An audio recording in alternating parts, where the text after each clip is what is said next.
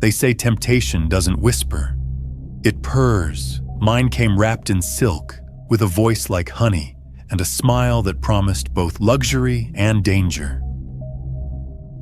I wasn't the kind of guy who ever thought I'd fall into something like this. 27 broke working dead-end shifts at a coffee shop, while my friends posted curated snapshots of their thriving lives. I was tired of counting pennies, tired of splitting rent with roommates who never washed their dishes, tired of the gnawing sense that I was falling behind while the world sped ahead. That's when she walked in. It was a Tuesday afternoon, one of those dead hours where the store was empty except for the hum of the espresso machine. I looked up from wiping a counter, and there she was.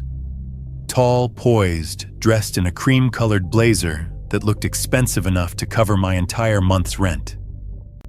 Her hair fell in sleek waves, her eyes sharp but amused like she was in on a secret no one else knew. She ordered a cappuccino, simple enough.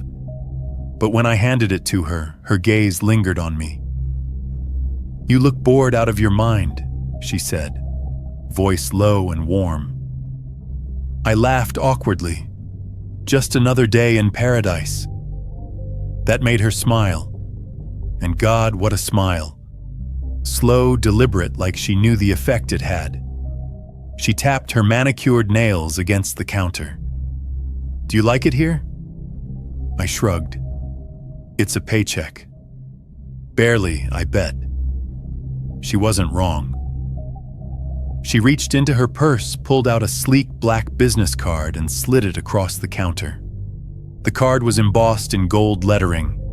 Clara Devane, private consultant. No number, just a QR code if you ever want something. "Better," she said. "Call me." Before I could respond, she picked up her cappuccino and walked out, heels clicking like a metronome. That night, I scanned the code.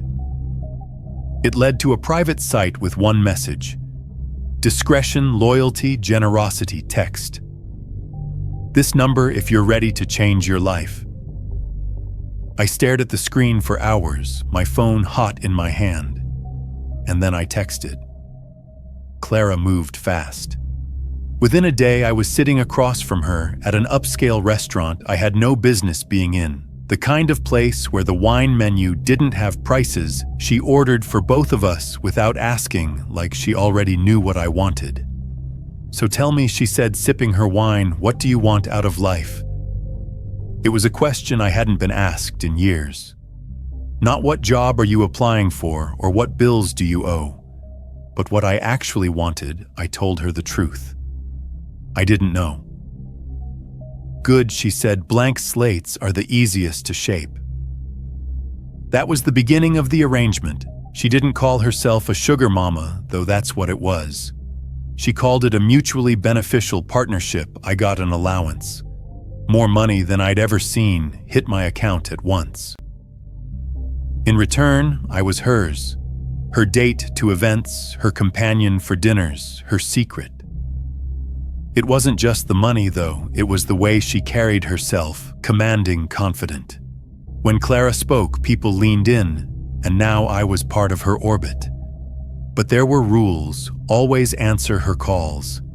Never ask about her business, and under no circumstances, she warned, should I ever go to her house without an invitation. Simple enough. Or so I thought.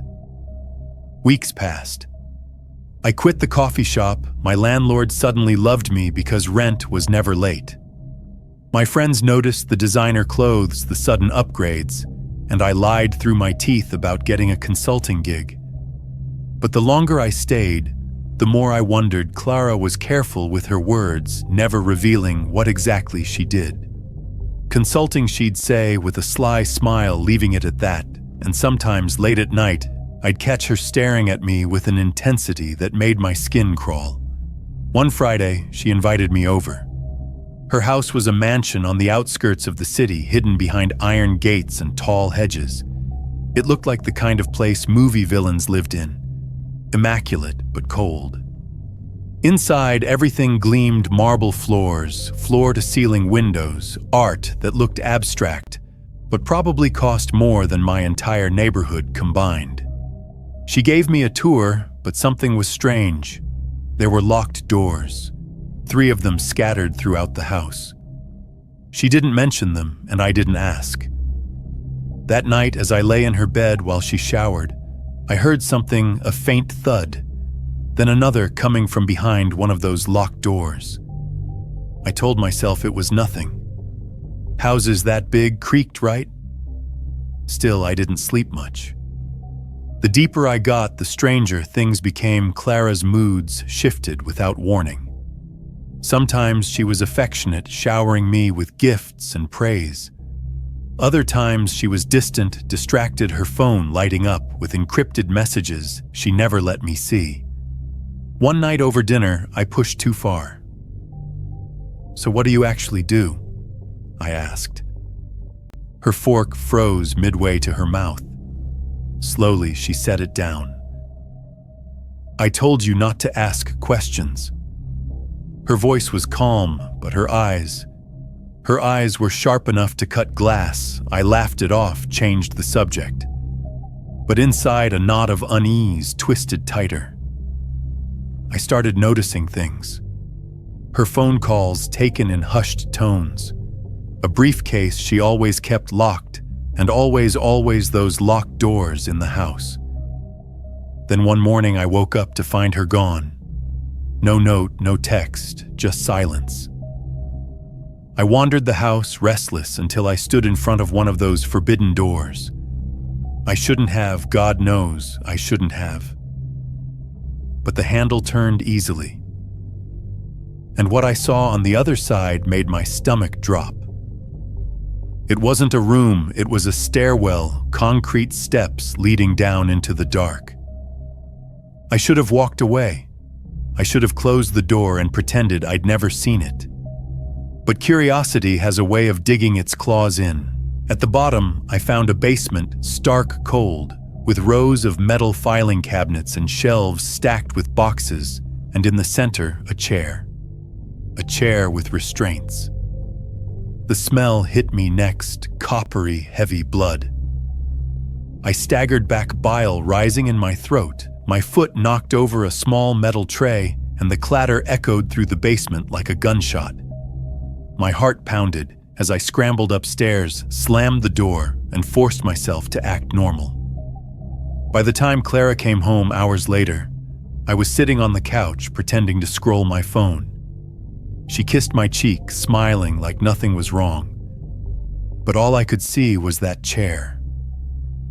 I tried to pull away after that, told her I needed space, that maybe the arrangement wasn't working out. She didn't get angry. Not exactly, she just smiled. "Of course, if that's what you want, but before you go, one last dinner for old time's sake." Something in her tone told me it wasn't a request. That night, she drove us out past the city into the woods. We arrived at a secluded cabin lit only by lanterns. Inside, a long table was set with wine and food. But we weren't alone. 3 men sat at the table, all in suits, all watching me with flat expressions. Clara poured me a glass of wine, her movements smooth, deliberate. "This," she said, "is business." The men began asking me questions. Too many questions about my background, my loyalties, my intentions. It felt less like dinner and more like an interrogation. And Clara just watched her smile, never faltering. Finally, one of the men leaned forward. "Can we trust him?" Clara's eyes bored into mine. "Yes," she said softly. "He's proven himself." And just like that, the mood shifted. The men relaxed. The conversation turned casual, but my hands shook under the table. Prove myself? To what? To whom? When the night ended, Clara drove me back in silence.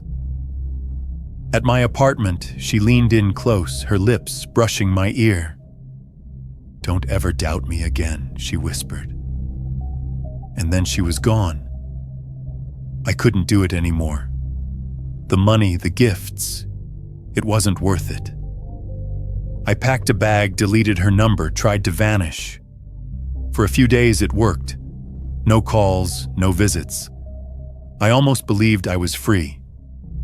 Until I came home one night to find my apartment door unlocked.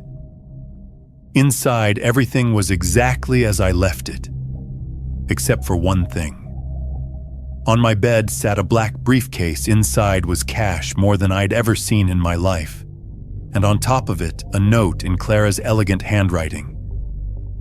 "You don't leave me. You never leave me. See." My blood ran cold. She knew where I lived. She always knew. That night I didn't sleep. Every creak of the building made me flinch. I realized then that I wasn't her partner. I wasn't even her toy. I was her possession. And Clara Devane didn't lose possessions. The end came fast. I was walking home, headphones in, trying to convince myself I could still run, still disappear, when a black car pulled up beside me. The door opened. 2 of the men from that dinner stepped out. I ran. Didn't get far. They caught me, shoved me into the car, blindfolded me. I don't know how long we drove. When the blindfold came off, I was back in the mansion, back in the basement. The chair waited for me. Clara stood in front of it, dressed in crimson, her smile slow and terrible. "Did you really think you could walk away?" she asked. I begged, I swore I'd stay, that I'd never question her again. Tears blurred my vision. She touched my face gently, almost tender. "My sweet boy," she whispered, "you're mine forever." And as the restraints clicked shut around my wrists, I realized the truth. I wasn't her lover, I wasn't her partner. I was her captive, her possession, her prize, her sugar baby. And Clara Devane was my sugar mama, forever.